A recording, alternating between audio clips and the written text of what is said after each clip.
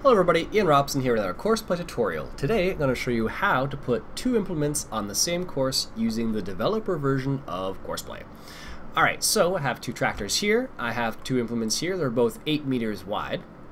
So what I want to do is, I want to just drive into the field here a little bit, and I want to calculate the perimeter of the field, so like so, just showing, it's the same thing as driving around the outside of the field, so I'm going to name it as field 7, like so.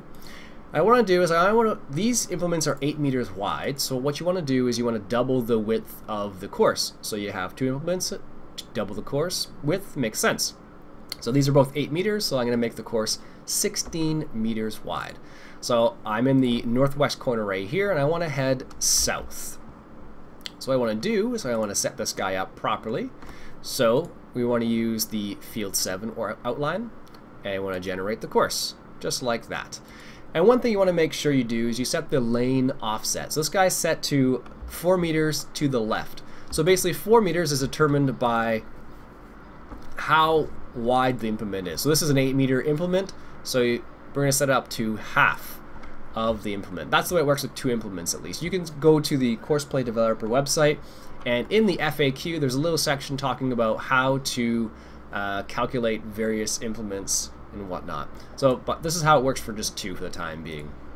So with two implements, all I'm going to do is going to take the size of the implement and divide it by half in this case, and then I'll have it as 4 meters. So I'm going to set this guy to 4 meters off to the left, and let's just save this as seed v3, vb3 apparently, and I'm going to set this guy on his way. So set him up to the right way. So he's set up so he's 4 meters to the left, and this guy will be set up so he's 4 meters to the right. So we're going to load the same course, and this guy's going to be 4 meters to the right, and as you can see, that guy's going to drive down that lane right there, and this guy's going to drive down the lane just to the right.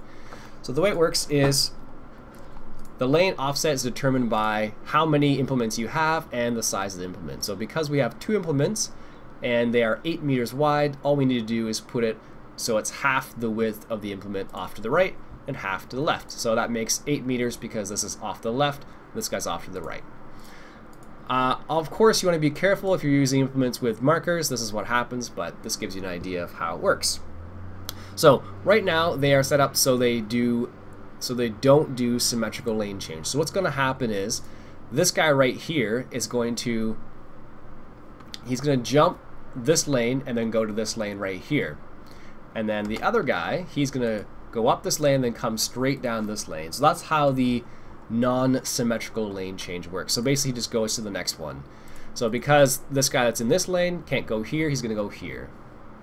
Or one more over basically. So we'll just watch what he does for a second here. So this guy's going to get to the end of the pass. He's going to turn around, he's going to go up this lane right here. So yeah, he turns right there, and he goes straight down that lane right there.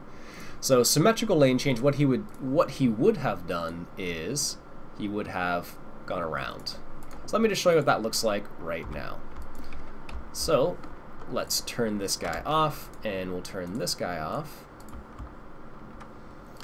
and I'll show you what the symmetrical lane change looks like. So let's just reset the course, and we'll do that once again on a different field. So what field is this? This is field 7, so that's field 9. So let's just buy that field right there. So this works is same thing as before. Let's calculate the field width. So this is field 9. So we'll set it up to field 9, like so. And same thing as before. So we're going to use field 9. We're in the northwest corner, heading south.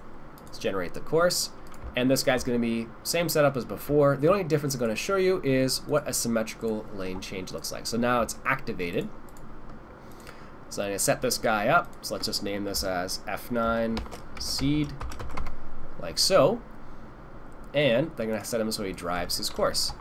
So I'm going to pick up this guy right here and reset and just load that course. And once again, symmetrical lane change activated. So now you're going to see what it looks like when the symmetrical lane change is activated. So of course, if you have multiple implements, one thing you need to keep in mind is if they can collide with each other, they definitely will if you're not too careful.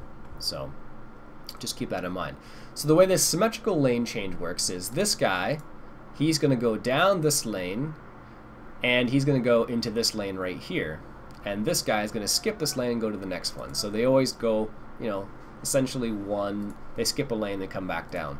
And this can actually be a bit more efficient, especially when you have larger implements, because their turning circle is not nearly as good as with these smaller implements.